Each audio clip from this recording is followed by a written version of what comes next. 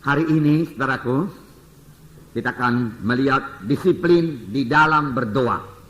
Jadi dalam berdoa juga harus ada disiplin.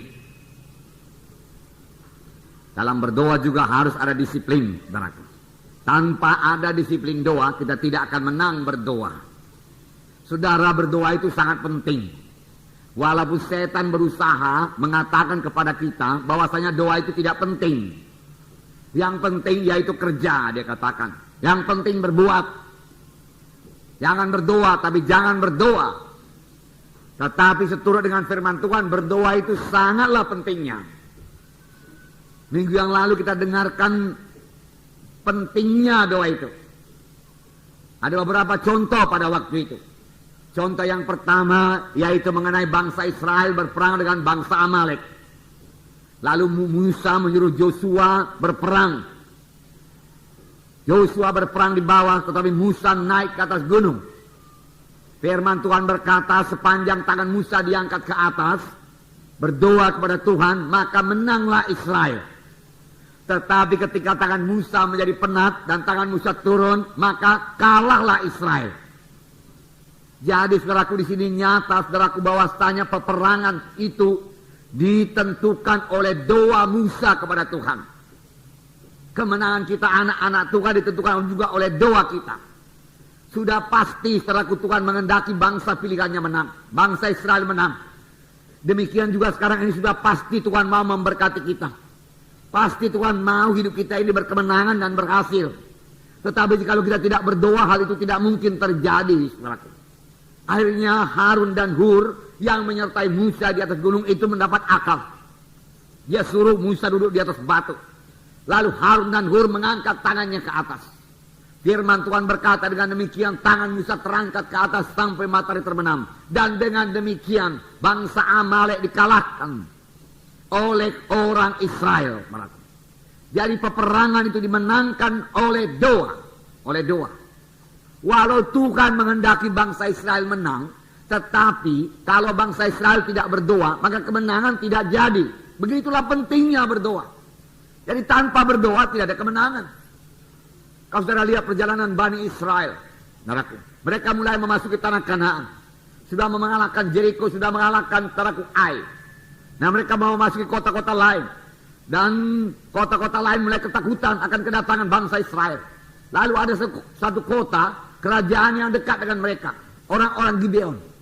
Lalu mereka menipu. Mereka membawa pakaian-pakaian yang sudah usang, roti-roti yang sudah berjamur. Lalu mereka datang menjumpai Joshua dan panglima-panglimanya. Dan mereka berkata, saudaraku, kami ini datang dari jauh. Oleh sebab itu janganlah ganggu kami. Kami bukan penduduk negeri sini, dia katakan. Inilah dia roti kami yang kami bawa masih segar bugar. Tetapi ketika kami sampai di sini sudah berjamur, dia katakan. Dan saudaraku, Israel lupa berdoa. Dalam Joshua pasal 9 dikatakan apa yang terjadi. Ayat 12 mulai saya bacakan. Inilah hasilnya kalau tidak berdoa, ditipu oleh setan, saudaraku. Oleh sebab itu kita perlu sekali berdoa. Joshua pasal 9 ayat 12. Inilah roti kami, masih panas ketika kami bawa sebagai bekal dari rumah. Pada hari kami berangkat dan berjalan mendapatkan kamu. Tetapi sekarang lihatlah, telah kering dan tinggal remah-remah belaka. Inilah kirbat-kirbat anggur yang masih baru ketika kami mengisinya. Tetapi lihatlah, telah robek. Dan inilah pakaian dan kasut kami. Semuanya telah buruk-buruk karena perjalanan yang sangat jauh itu. Lalu orang-orang Israel mengambil bekal orang-orang itu. Tetapi tidak meminta keputusan Tuhan. Maka Joshua mengadakan persahabatan dengan mereka. Dan mengikat perjanjian dengan mereka. Bahwa ia akan membiarkan mereka hidup. Dan para pemimpin umat itu bersumpah kepada mereka. Tetapi setelah lewat 3 hari, sesudah orang Israel mengikat perjanjian dengan orang-orang itu, terdengarlah oleh mereka bahwa orang-orang itu tinggal dekat mereka, bahkan diam di tengah-tengah mereka. Hal yang perlu kita perhatikan di sini dikatakan dalam ayat 14. Lalu orang-orang Israel mengambil bekal orang-orang itu, tetapi tidak meminta keputusan Tuhan. Dengan kata lain, Israel lupa berdoa. Lalu mereka tertipu oleh orang Gibeon, karena mereka lupa berdoa. Saudaraku, ini juga terjadi bagi anak-anak Tuhan. Kapan anak-anak Tuhan lupa berdoa, mereka dengan mudah ditipu oleh setan. Saya percaya kalau kita membekali diri kita berdoa cukup pada pagi hari, di mana kita memperoleh persekutuan dengan Tuhan, saudaraku, dan mendengarkan suara Tuhan, menerima pimpinan Tuhan pada hari itu, maka hari itu kita tidak bisa ditipu oleh setan, bahkan tidak bisa ditipu oleh orang lain, saudaraku. Karena Roh Kudus Maha Tahu akan menyertai kita, akan memberitahu kepada kita kapan ada orang yang mau berbuat jahat kepada kita, saudara. Tetapi Israel lupa berdoa. Biar ini pelajaran bagi setiap anak-anak Tuhan supaya jangan lupa berdoa. Berdoa itu penting sekali bagi setiap anak-anak Tuhan, saudaraku. Tetapi setan mengatakan doa itu tidak penting. Itu paling belakangan aja itu. Dia katakan kerjakan dulu pekerjaanmu yang lain. Inilah sebabnya, saudaraku, firman Tuhan dalam Efesus 6 ayat 18 berkata, berdoa dan berjaga-jagalah. Berdoa dan berjaga-jagalah. Kita harus berdoa, kemudian kita berjaga-jaga. Berjaga-jaga terhadap tipuan setan yang mengatakan doa itu tidak penting. Doa itu tidak penting. Minggu yang lewat kita dengarkan satu contoh lagi. Masih ada contoh-contoh yang lain. Tuhan berkata kepada Elia, Elia tunjukkan dirimu kepada Ahab, sebab aku mau menurunkan hujan.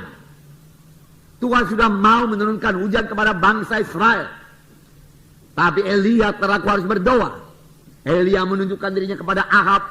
Lalu dikatakan bawa semua nabi-nabi Baal, nabi-nabi Aserah. Dia katakan, lalu mereka bertanding terlaku di atas gunung Karmel. Apa yang terjadi? Api Tuhan turun menyambar persembahan Elia. Tetapi tidak ada api turun yang menyambar persembahan nabi-nabi Baal, nabi-nabi Aserah. Lalu nabi Baal, nabi-nabi Aserah ditangkap, saudara. Kemudian dibunuh di Sungai Kison, jumlahnya 850 orang. Tapi hujan belum turun juga. Walau Tuhan sudah berjanji, aku mau menurunkan hujan. Apakah diperbuat oleh Elia? Elia naik ke atas gunung Karmel lalu berdoa dengan keningnya di antara kedua lututnya. Dia berdoa dengan bersungguh-sungguh. Dia minta kepada Tuhan supaya hujan turun. Dia harus berdoa sungguh-sungguh walaupun Tuhan sudah berjanji. Sekali berdoa belum ada apa-apa, namun dia tidak berhenti berdoa. Ini nanti akan kita lihat lagi apa yang terjadi sesudah berdoa. Walau jawaban belum kelihatan, saudaraku, tekun terus berdoa. Pegang terus janji Tuhan. Saudaraku, jangan mundur daripada pengakuan iman saudara setelah saudara berdoa, walau jawabannya belum kelihatan. Demikian kalau kita berdoa buat kesembuhan, walau kesembuhan belum kelihatan, firman-Mu tidak berubah Tuhan, aku pegang firman-Mu Tuhan, katakan. Elia berkata, engkau berkata turunkan hujan, pasti engkau turunkan hujan. Dia menyuruh hambanya, lihatlah ke atas laut. Dia lihat, saudaraku, ke sebelah laut tidak ada apa-apa. Sama saja, keadaan tidak berubah. Kadang-kadang sudah berdoa, keadaan kelihatannya tidak berubah, bahkan bertambah jelek. Tapi apakah kita berhenti berdoa? Tidak, saudaraku. Itu mengajak kita lebih tekun berdoa. Elia berdoa lebih tekun lagi sampai 7 kali dia berdoa. Pada kali yang ke-7 kelihatan awan sebesar tapak tangan. Lalu hambanya berkata, ada awan sebesar tapak tangan, apakah gunanya itu? Tetapi Elia berkata, udah cukup. Hai Ahab, naik keretamu dan kebut, dia katakan, supaya jangan kau kena hujan. Kemudian hujan turun dengan lebatnya, saudaraku. Saudara, inilah pentingnya berdoa. Firman Tuhan berkata, tidak ada padamu karena kamu tidak berdoa.